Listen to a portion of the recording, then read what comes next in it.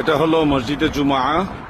রাসূল করিম সাল্লাল্লাহু আলাইহি ওয়াসাল্লাম হিজরত করার পরে সর্বপ্রথম এখানেই জুমার নামাজ আদায় করেছিলেন এবং পবিত্র কুরআনুল কারীমের সূরা জুমার সেই আয়াতে কারিমা ইয়া আইয়ুহাল্লাযীনা আমানু ইযা নুদিয়া লিস-সালাতি মিন ইয়াউমিল জুমআহ ইলা আখির, এই আয়াতে কারিমা এখানে নাজিল হয়েছেন এবং নবীজি এখানে সর্বপ্রথম জুমার নামাজ আদায় করেছেন মর্মে জানা যায়। আমরা সেই জুমা মসজিদ বা মসজিদে জুমা সেখানে প্রবেশ করব এবং নামাজ আদায় করবো ইনশাআল্লাহ, বরকত হাসিল করার উদ্দেশ্যে।